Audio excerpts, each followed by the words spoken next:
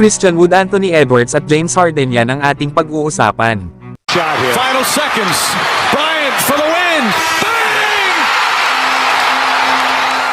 Christian Wood looking forward na daw sa bago nitong kupunan na Los Angeles Lakers.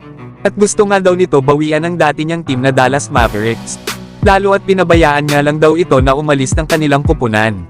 Pinaramdam daw sa kanya ng mga ito na hindi na siya kailangan pa.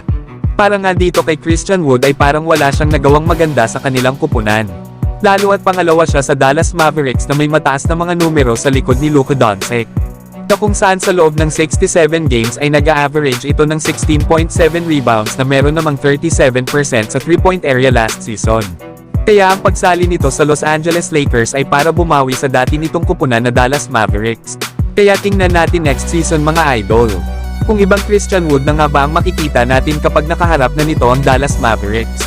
Sa ibang balita naman mga idol, former Los Angeles Lakers guard naman na si Nick Young. Ay sinabi naman nito na meron na nga daw bagong Michael Jordan.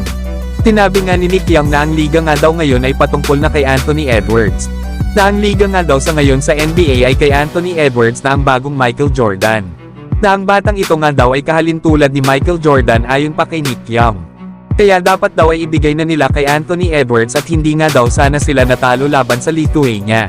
Yan nga mga idol ang mga sinabi ni Nick Young para dito kay Anthony Edwards. Na para kasi talaga dito ay gusto niyang makita na hayaan si Anthony Edwards ng Team USA na pangunahan ang kanilang opensa na parang sila Kobe Bryant at Michael Jordan. Lalo at sa nasabing tournament sa FIBA World Cup ay may average itong si Anthony Edwards ng 19 points, 4 rebounds at 2 steals per game. Na masasabi talaga na ito ang nangunguna para sa kanilang kupunan. Napuno nga ito ng confidence sa kanyang ginagawang opensa. At hindi rin naman malabo na siya ang maging muka ng NBA sa mga susunod na taon. Pero kayo mga idol, ano ang masasabi nyo dito?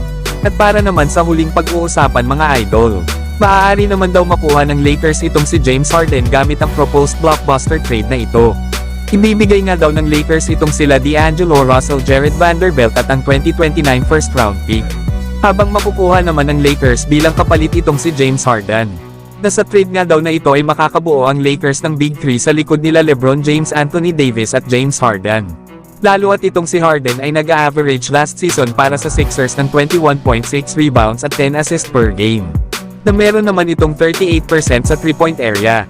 Maaari nga na si James Harden din ang magdala sa opensa ng Lakers lalo na kapag nagpapahinga si LeBron. Para naman sa Philadelphia 76ers ay maganda na rin ito sa kanilang kupunan. Dahil ang pagkawala sa kanila ni Harden ay makakaroon sila ng cap space para ma-improve pa ang kanilang roster. At makapag-resign pa sa kanilang mga key players sa future. Ang maganda pa nito ay makukuha din ng Sixers itong sila Jared Vanderbilt na isang versatile forward na kayang mag-contributes both ends sa floor. Isa nga itong athletic at mahusay pagdating sa depensa. Nabagay nga itong kasama ni Joel Embiid sa kanilang frontcourt.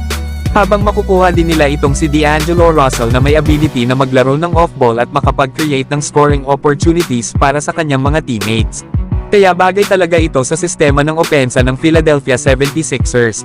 At ang maganda pa nito ay makukuha din ng Sixers ang 2029 first round pick mula sa Lakers na isa nga itong valuable assets. Ang tanong lang dito mga idol, ay willing ba ang Lakers na bitawan ang kanilang mga mas batang players at ibigay ang isa sa kanilang future first round pick? Para sa isang 34 years old na si James Harden at wala na rin ito sa kanyang prime. Proposed trade pa lang naman ito mga idol na pwede mangyari o hindi. Pero kayo mga idol, ano ang masasabi nyo dito? So hanggang dito na lang tayo mga idol. At huwag nyo naman kalimutan mag-subscribe bilang pagsuporta.